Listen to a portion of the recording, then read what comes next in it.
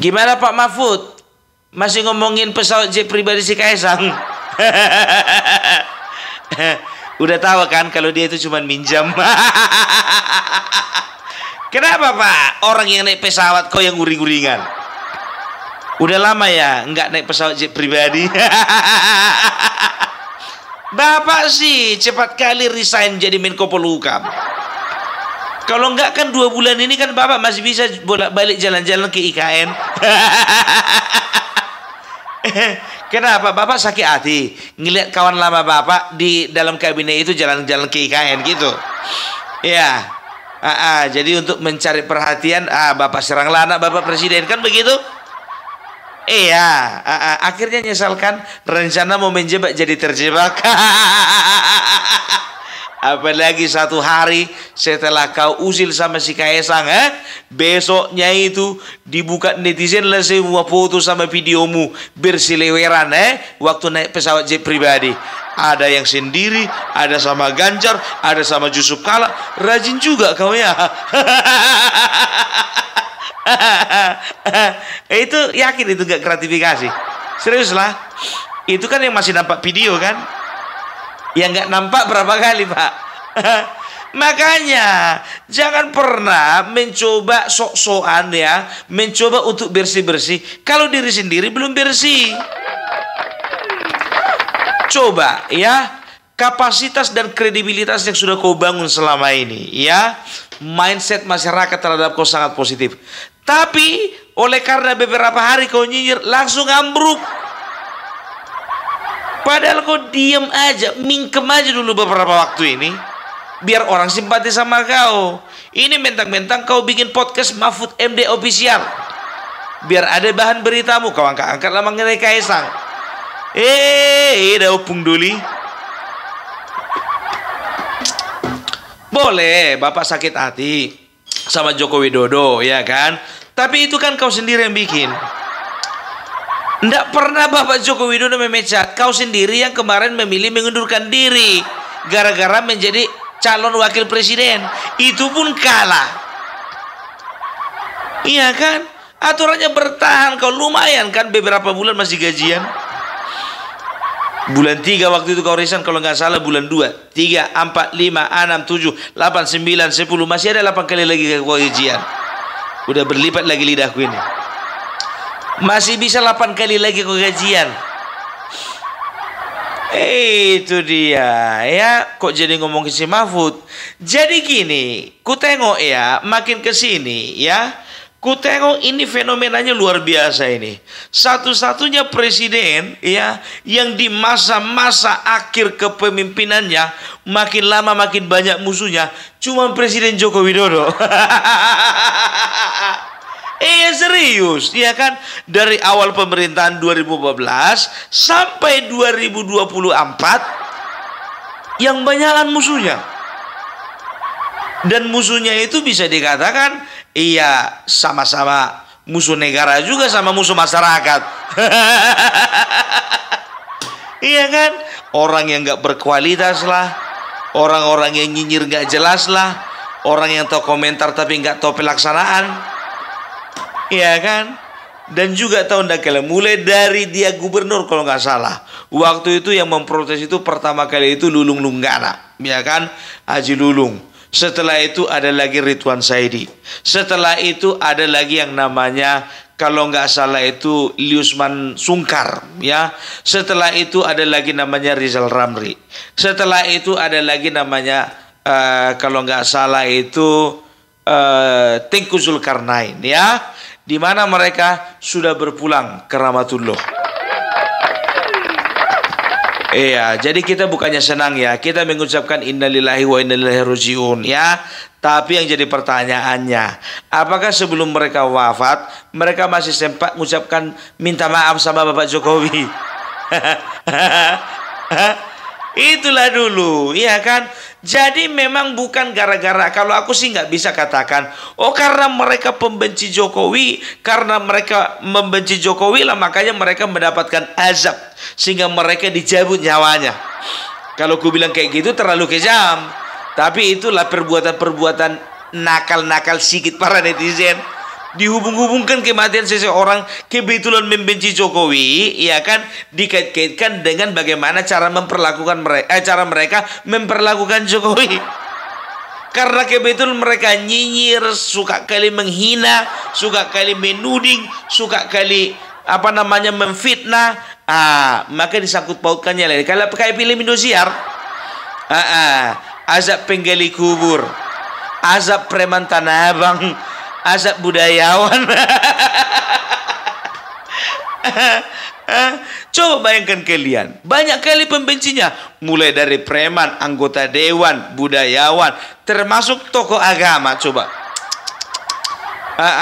ya, itu yang tadi yang ku sebutkan satu persatu itu bisa dikatakan sudah berangkat duluan. Kita tinggal nunggu yang lain lah. Nggak perlu kusebutkan satu-satu ya. Iya.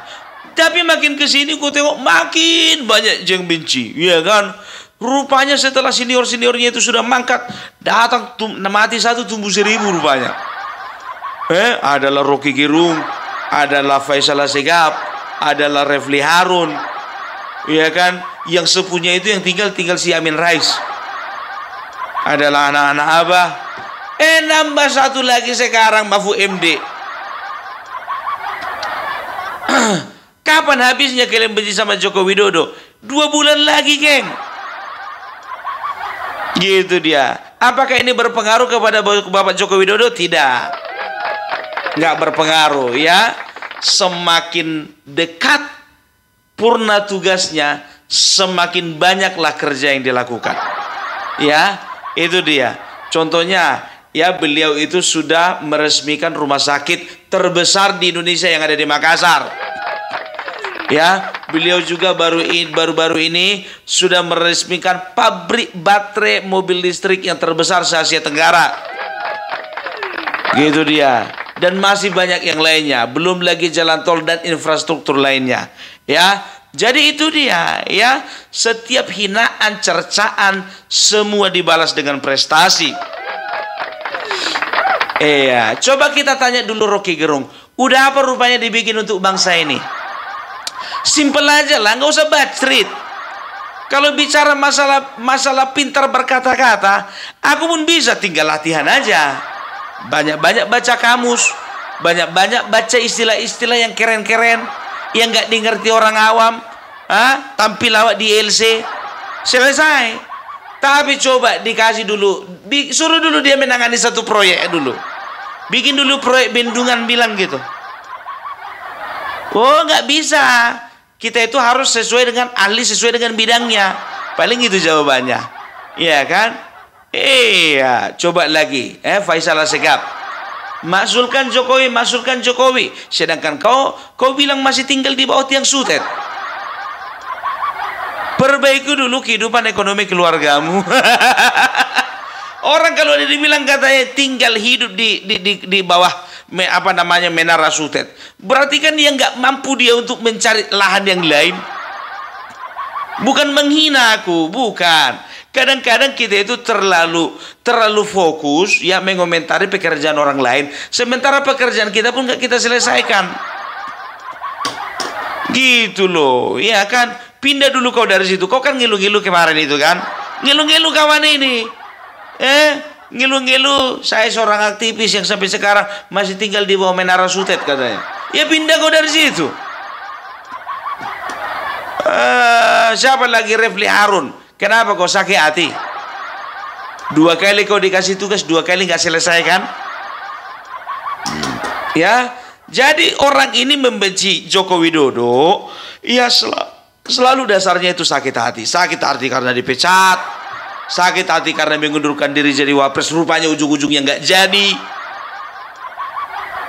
Gitu, sakit hati gara-gara anaknya nggak pernah naik pesawat jet pribadi, sementara anaknya Joko Widodo naik jet pribadi. Itu dia. Jadi udahlah, sudahilah itu semua. Ya, banyak ya. Amin Rais bertobat, Mahfud MD bertobat, Faisal Assegaf bertobat. Iya, Masinton Pasaribu, Faisal Assegaf. Kalau masih Pasar Rebo ini nggak tahu. Kayaknya bagikan pinang dibelah dua ini sama si Anies Baswedan ini. Lengket kali. Aku kalau udah kubayangkan kawan ini, pokoknya kalau PDIP mengusung yang namanya Anies Baswedan, kita kawal. Kau yang sering teriak-teriak itu kan, oh dikit-dikit istana. Ada masalah dikit-dikit istana. Ada masalah dikit-dikit istana. Begitu juga di Sitorus, ya kan? Perhatikan kalian lah. Aku yang nggak mau aja aku mencomot dari TikToknya itu. Apa dibilangnya? Di dalam itu ada dua, satu orang Batak. Ya memang dia nggak sebutkan nama, tapi aku tahu juga itu kemana arahnya itu. Dulu dia nggak punya apa-apa, tapi sekarang dia sudah punya harta triliunan tinggal di Menteng. Iya dia bikin usaha, kerja. Kok iri kau? Kau bilang dia nggak ada apa-apanya. Partai tempat kau bernaung itu, tempat kau bisa jadi anggota dewan itu, bapaknya yang bikin, biar tahu kau. Kalau bukan gara-gara bapaknya nggak akan ada PDIP. Kalau nggak ada bapaknya nggak akan mungkin namanya Megawati pernah merasakan kursus kepresidenan, walaupun nggak pernah dipilih rakyat secara langsung. Itu dia, nggak usah banyak cerita lah ya. Tapi jas merah jangan sekali-sekali merupakan sejarah. Tapi kau sendiri sejarah partaimu lupa kau. Kalau nggak gara-gara bapaknya si orang Batak itu, nggak bisa kau jadi dewan kau. Iya kan? Satu lagi katanya mantan aktivis. Tahu aku siapa yang kau maksud itu. Iya kan? Dengan gaya hedonnya. Iya kau pergi naik turun Alphard, nggak hedon itu. Sementara masyarakatmu di Kalimantan Utara di sana emang udah nggak miskin semuanya. Masih ada yang narik becak kan? Iya, tapi kau asal begitu itu di mobil, Alphard, santai-santai, sambil merokok cerutu. Udahlah ya. Sekarang ini tahunya aku tugas kalian itu untuk menyerang Jokowi, ya. Tahu aku dari mana itu? Apa namanya? Kalian dipaksa, ya. Dipaksa oleh keadaan, dipaksa oleh atasan, dipaksa oleh ketua umum. Tahu. Tapi ingat, ya, yang namanya Joko Widodo itu juga pernah jadi kawan baik kalian. Kau sendiri juga berapa kali ku tengok foto-foto sama dia, Didi? Coba jujur ya. Waktu 2014-2019 ya, aku paling benci yang namanya Fadlizon dan Fahri Hamzah. Karena apa? Karena mereka di barisannya Bapak Prabowo waktu itu, ya. Karena aku ada di barisannya Bapak Jokowi, aku benci kali sama orang itu. Karena apa? Karena sifatnya yang terlalu progresif gitu loh, agresif dan juga suka menyerang, ya. Apalagi yang namanya Fadlizon. Tapi ini jujur saja, walaupun saat itu aku gak suka ngeliat dia secara pribadi, tapi secara intelektualitas, ya, aku bisa banyak belajar dari kawan ini, ya. Aku yakin kalau kawan ini hanya menjalankan tugasnya sebagai wakil dari Partai Gerindra. Tahu ndak? Ya, waktu itu mereka sering berselisih dan mereka itu sering sekali kontra dengan kebijakan-kebijakan Joko Widodo. Tapi dalam beberapa kesempatan, ya, Fadlizon itu mengakui bahwasannya idolanya adalah Bapak Jokowi. Iya. Dan juga mereka mengatakan kalau tidak salah, entah Fadlizon menghadiahkan Jokowi sebuah keris atau sebuah buku, atau Jokowi yang menghadiahkan Fadlizon itu. Ya, aku masih ingat cerita itu. Begitu juga Fahri Hamzah, walaupun nyonyornya panjang kali, ya, tahu kita waktu itu dia bekerja sebagai anggota dewan dari PKS, ya. Tapi saat itu dia orangnya objektif. Ya, dia tidak menyerang secara personal. Yang dia serang adalah kebijakan-kebijakan Joko Widodo. Nggak pernah namanya seorang Fahri Hamzah menyerang namanya keluarganya, anak-anaknya, istrinya. Nggak pernah. Karena seorang Fahri Hamzah itu bukan banci. Jujur, kalaulah aku dari dulu bisa mengakui lewat media sosial, dulu aku sudah akui itu. Cuman kan sekarang Opung Parbela kan baru kali ini aktif. Tapi itulah, nggak bohong aku, ya. Dan terbukti sekarang, ya, ketika mereka berada di dalam barisan Joko Widodo, ternyata mereka bisa melihat, ya, ada sisi yang harus dibela dari seorang Jokowi, ya. Dan juga waktu itu berapa kali dia katakan dalam berbagai kesempatan di podcast-podcast, walaupun yang namanya Fahri Hamzah selalu kontra dengan Joko Widodo, ketika mereka ada diskusi antara legislatif dengan eksekutif, Bapak Joko Widodo selalu katakan kalau bisa ada Mas Fahri Hamzah di sana. Gitu ya. Jadi ini ndak yang kalian serang bapaknya, mamanya, istrinya, anaknya. Gitu loh. Ketika kalian nggak mampu melawan seseorang, baik itu di dalam debat, di dalam kebijakan, di dalam pemerintahan, ya, coba gentleman lah, jangan serang-serang keluarganya. Malu, lebih-lebih dari banci. Gitu dia, ya. Aku kan nggak perlu ungkit-ungkit juga orang yang sudah mati kan, karena itu pantang, itu nggak boleh, ya. Sebetulnya bisa aja aku bikin bercandaan, aku bilang sama kalian, mau nasib kalian sama yang terdahulu itu. Tapi itu nggak kulakukan. Karena bagaimanapun juga mungkin ya, yang namanya mereka yang sudah berpulang kepada penciptanya, di akhir hayatnya mereka itu merasakan sebuah kedamaian karena mereka sudah sempat untuk meminta maaf kepada penciptanya. Dan kita tidak boleh menghakimi untuk hal itu. Gitu loh. Jadi untuk netizen pencinta mati Jokowi, tolong jangan lagi bawa-bawa nama-nama orang mati ya. Nggak boleh. Ya, walau bagaimanapun juga ya, mereka itu ada makhluk ciptaan Tuhan. Ya, boleh kita cinta mati sama Jokowi, tapi nggak usah gitu kali lah ya. Dan juga itu ada pasukan berani mati Jokowi. Luar biasa, tepuk tangan dulu untuk mereka. Ini sebagai apa namanya, sebagai ekspresi bagaimana mereka itu melihat bahwasanya Joko Widodo sudah habis-habisan diserang. Ya, ini adalah kebebasan dalam mengemukakan pendapat dan kebebasan dalam berekspresi. Ya, jangan ketika kalian demo, ya, menolak menolak revisi RUU Pilkada. Tiba kalau kayak gini kalian kalian komentari negatif. Ya, yang kami bela kenapa? Memang kami betul-betul bela Jokowi. Yang kami bela memang betul-betul presiden kami, kan begitu. Ya. Ingat ini ya. Jadi kenapa, ini jadi pertanyaannya, kenapa makin terasa ujung dari pemerintahannya Bapak Joko Widodo ya, semakin banyak musuh atau lawan yang uring-uringan. Karena mereka tahu, mereka sadar ya, yang pertama mereka sadar bahwasanya Joko Widodo masih punya andil 5 tahun ke depan. Mereka sadar itu. Akibatnya apa? Yang kedua, mereka tidak akan bisa dapat panggung selama 5 tahun ke depan. Gak bisa. Karena apa? Bisa dikatakan ya, untuk saat ini yang namanya penasihat atau konsultan politiknya Joko Widodo itu sudah pasti Bapak Prabowo, itu sudah pasti Joko Widodo. Iya. Itu dia ya. Jadi bisa dikatakan ya udahlah, kalian kalau mau nyinyir silakan, ya kan? Ya tapi ingat, kita nggak tahu kapan ajal menjemput. Tiba-tiba kau sakit jantung, tiba-tiba kau ditabrak motor, tiba-tiba datang diseruduk babi ngepet, mana tahu kita. Itu dia. Kalau kita benci kebijakannya, benci setiap langkah-langkah politiknya, nggak apa-apa, nggak masalah. Tapi jangan kalian serang pribadinya, nggak boleh itu ya. Itu namanya pembunuhan karakter. Ya, apalagi ada itu yang si tua-tua bangka itu. Makin tua bukan makin tobat, makin tua makin kumat. Apa dia bilang, bingungologi lah. Joko Kendil lah, Joko Wireng lah, Mulyono lah.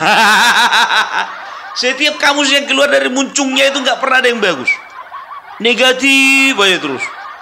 Bikin podcast pula dia itu, banyak pula yang nonton. Alah, rusak bangsa ini, rusak.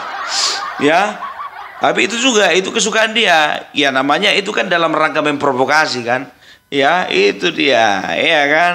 Setelah itu apa? Ya maksudkan Jokowi itu, oh kalau itu masih muda itu, masih panjang umurnya itu, biarkan aja dulu dia bertobat, kan begitu. Tapi kita bisa lihat lah, ya kita bisa lihat apa yang sudah mereka kerjakan rupanya. Faisal Assegaf udah ada dibangunnya sekolah. Berapa biji? Tanya dulu sama Faisal Assegaf, berapa sekolah yang dibangun? Rocky Gerung, berapa serupanya lembaga yang sudah dia bangun? Berapa rumah singgah yang sudah dia bangun?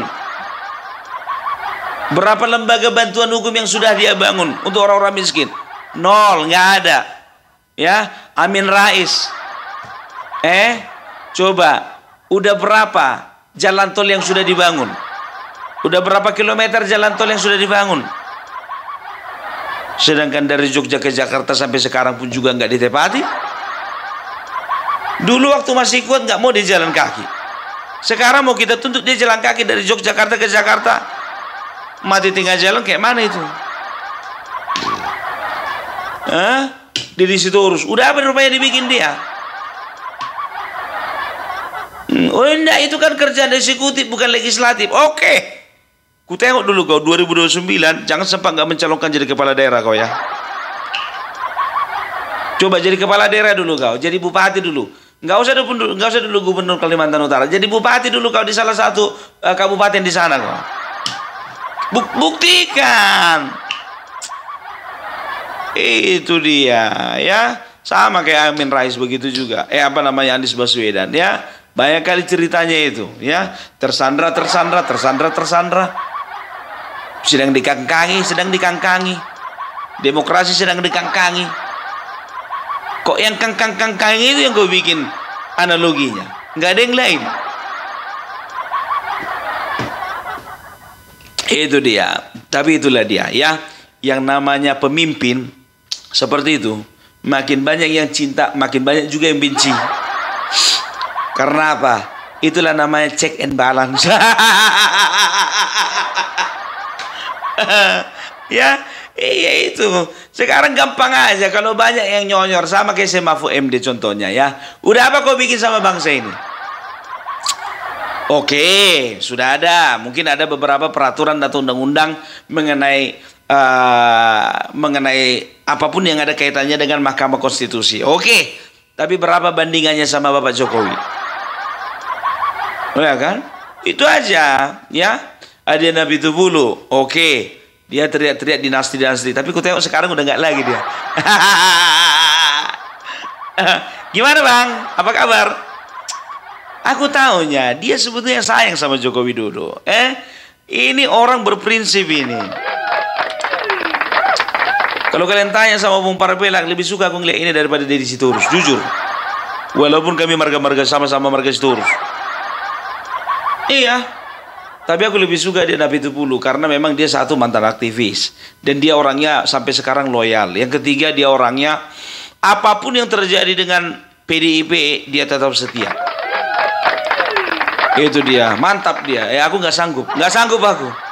Aku lebih memilih setia sama Bapak Joko Widodo daripada sama PDIP. 10 tahun aku di PDIP, nggak sanggup aku setia serius. Udahlah, aku tegak lurus sama Bapak Joko Widodo aja lah, pikirku gitu kan. Dan itulah yang kulakukan sampai sekarang. Bung Parbela kau bazir kan? Banyak yang bilang kayak gitu. Bung Parbela kau dibayar berapa sih? Banyak ya uang hasil menjilat. Lebih banyak uang hasil ngepet daripada menjilat, biar tahu kalian. Tapi suka-suka kalian ya. Gue bilang sama kalian cek rekeningku ya. Kalian cek ke PPATK. Ya. PPATK. Awak bukan pejabat ya kan. Tapi cek aja lah, ya. Ada nggak keluar dari rekeningnya dari salah satu lembaga negara yang ada di bangsa ini, atau secara pribadi dari Bapak Joko Widodo atau Prabowo yang membayar Bung Parbela? Tidak ada, nggak ada, ya. Itu dia, ya. Jadi mau kalian bilang buzzer terserah, ya. Kalau memang itu penilaian kalian. Yang penting apa yang kuucapkan ini tidak satu pun yang hoax. Ya, kita hanya berusaha meluruskan, ya. Kita hanya berusaha menjadi menjadi tameng, menjadi penolak, menjadi penangkal, ya, daripada cerita-cerita hoax yang dibangun oleh Mahfud MD, dibangun oleh Rocky Gerung, dibangun oleh Faisal Assegaf, dibangun oleh Refli Harun, oleh Amin Rais. terpanggil, hanya terpanggil aja, ya kan? Oke lah dulu ya. Salam para belak, salam NKRI. NKRI harga mati.